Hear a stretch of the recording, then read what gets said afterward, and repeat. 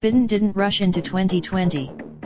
The race came to him. 4 months, former Vice President Joseph R. Biden Jr. hewed to a tortoise-like strategy for the 2020 presidential race, repeatedly delaying his final decision. He hoped to skirt a long stretch of campaigning as a front-runner with a target on his back.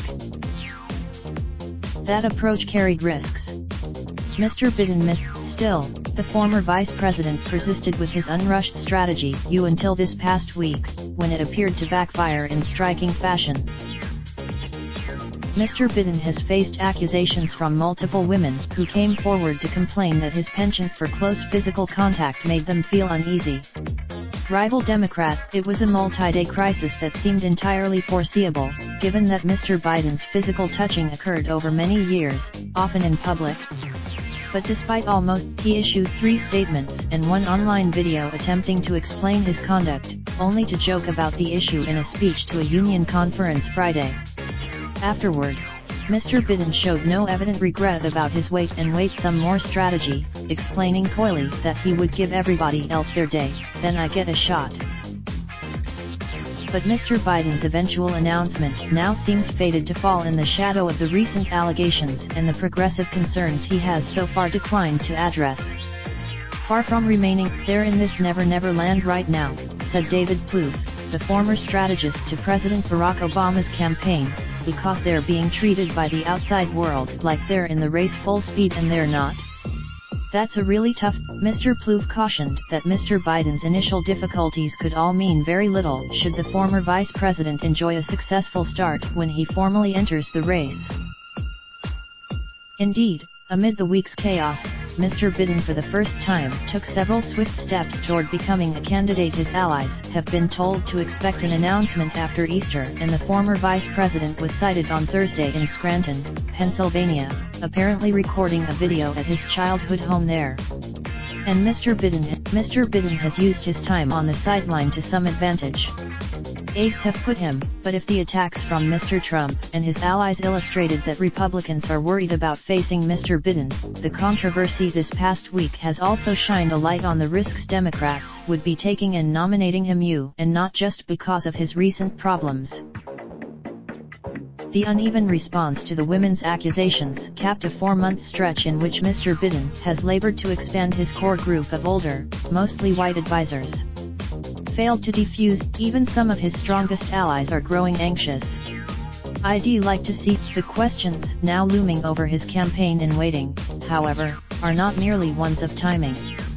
Mr. Biden's he does retain obvious strengths as a potential candidate. He is still at the top of the polls, albeit not quite as high as he was at the start of the year. Democratic voter, yet his decision to wait on announcing his candidacy has come with a cost, in part because he did not use the time to better prepare for some of the most inevitable questions about his lengthy record in politics. Without a campaign, Mr. Biden has yet to apologize to Anita Hill, even though he said last month that he regrets that he couldn't give her the kind of hearing she deserved. A reference that seemed to play down his powerful role as chairman of the Senate Judiciary Committee when Ms. Hill testified at Justice Clarence Thomas' confirmation hearing in 1991 that he had sexually harassed her. Mr. Biden has also done little to reach out to feminist leaders before entering a campaign in which his mixed record on abortion rights is sure to be an issue. He has said publicly that he wants a campaign that reflects the country, but his inner circle remains largely white and male, and some of his overtures to next-generation Democratic strategists have fallen flat or petered out, several people briefed on the efforts said. Many Democrats also expected Larry Grisolano, another veteran of Mr. Obama's campaigns, to take a senior role in Mr. Biden's organization, but earlier this year Mr. Grisolano declined. It is not clear how strongly Mr. Biden might be able to rely on other members of Mr. Obama's political network, many of whom have gravitated toward newer candidates like Ms. Harris and former Representative Beto O'Rourke of Texas.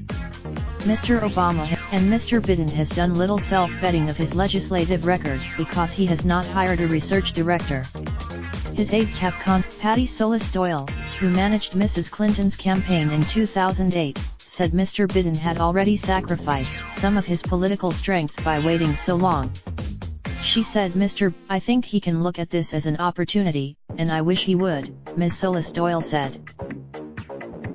As he demonstrated on Friday with his joking references to giving hugs and his impromptu press availability, there is only so much his aides can do to contain Mr. Bidnt. His reliance on her, but it's unclear whether Mr. Biden's instincts will be enough to navigate his party's shifting center of gravity. After declaring at quieting aides who sought to cut short his session with reporters, he argued that the party has not moved and said that the vast majority of the members of the Democratic Party are still basically liberal to moderate Democrats in the traditional sense. Some of Mr. Biden's longtime friends, who winced at his boast in Delaware, urged him to campaign as the center-left Democrat he has always been. "You can't try to out-progressive the field, you've got to be who you are," said William M. Daley, the moderate former White House chief of staff, who lost a race for mayor of Chicago this year. John Morgan, a prominent Florida trial lawyer who raises money for Democrats, said he believed Mr. Biden's authenticity would still connect powerfully with voters. But, Mr. Morgan added, it was past time for Mr. Bidnt to make a decision about the race. "There are two ways to get in a cold pool," he said, toe by toe, or take a tequila shot and do a cannonball. Raindrop, drop top smoking, no cooking the hot pot. Fucking on your bitch, yeah, that. Looking up, open the park pot.